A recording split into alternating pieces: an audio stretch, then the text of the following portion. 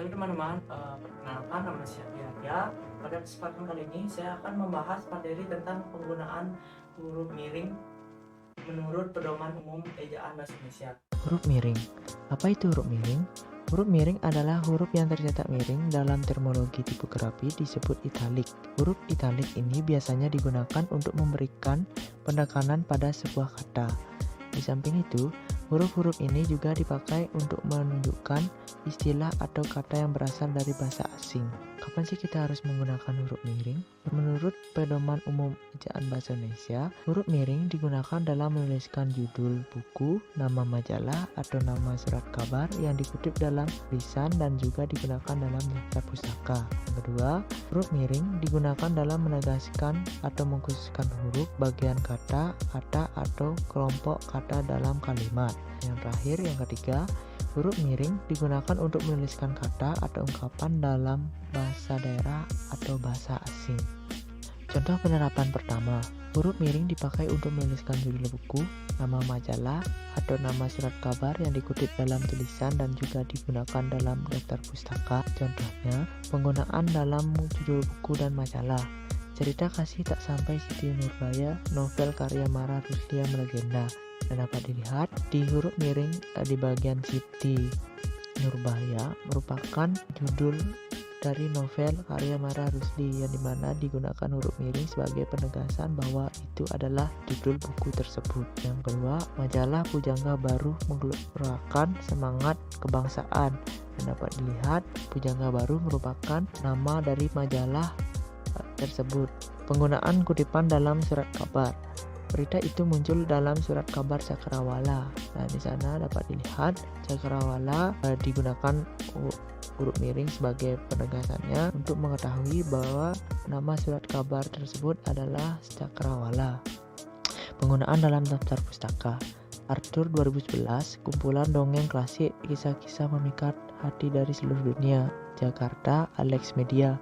Nah, dapat dilihat di bagian kumpulan dongeng kisah klasik, kisah-kisah memikat hati dilakukan penegasan huruf miring untuk mengetahui bahwa itu merupakan judul dari buku yang ada dalam daftar pustaka.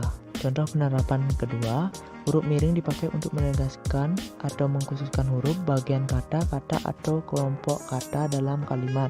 Contohnya, penggunaan huruf dan bagian kata. Nah, dapat lihat huruf A adalah huruf pertama dalam alfabet, maka dilakukan penegasan dengan menggunakan huruf miring. Dia tidak diantar tetapi mengantar.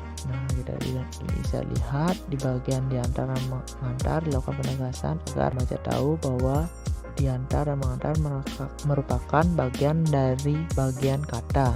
Penggunaan dalam kelompok kata dalam kalimat. Buatlah kalimat dengan menggunakan ungkapan lepas tangan. Nah, di mana kita dapat lihat lepas tangan merupakan sebuah ungkapan dari kelompok kata dalam kalimat. Nah, di sana dilakukan penegasan berupa penggunaan huruf miring di bagian lepas tangan. Contoh penerapan ketiga, huruf miring dipakai untuk menuliskan kata atau ungkapan dalam bahasa daerah atau bahasa asing dan bahasa Latin. Contohnya, penggunaan dalam bahasa daerah. Upacara ngaben menarik perhatian wisatawan asing yang berkunjung ke Bali. Nah, di mana kata ngaben merupakan bagian dari bahasa daerah, maka dilakukan penegasan dengan menggunakan huruf miring.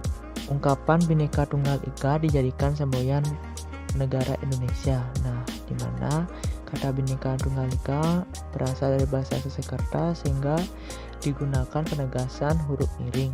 Penggunaan dalam bahasa asing dan bahasa Latin.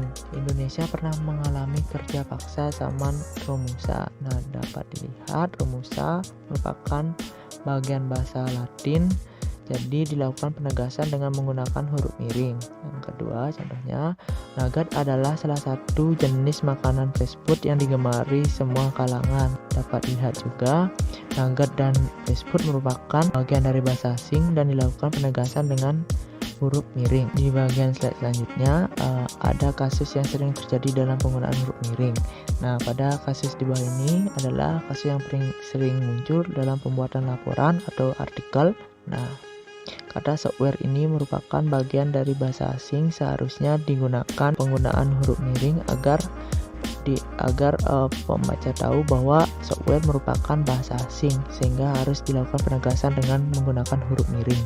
Nah, di sini adalah hal yang paling penting, catatan dalam penggunaan huruf miring menurut Pedoman Umum Ejaan Bahasa Indonesia. Yang pertama, nama diri seperti nama orang, lembaga atau organisasi dalam bahasa asing atau bahasa daerah tidak ditulis dengan huruf miring. Yang kedua, dalam naskah tulisan tangan atau mesin tik bukan komputer, bagian yang akan dicetak miring ditandai dengan garis bawah. Yang ketiga, kalimat atau teks berbahasa asing atau bahasa daerah yang dikutip secara langsung dalam teks berbahasa Indonesia ditulis dengan huruf miring. Jadi sekian dari materi yang sudah saya jelaskan. Mudah-mudahan teman-teman bisa memahami materi yang sudah saya sampaikan. Saya ucapkan terima kasih banyak.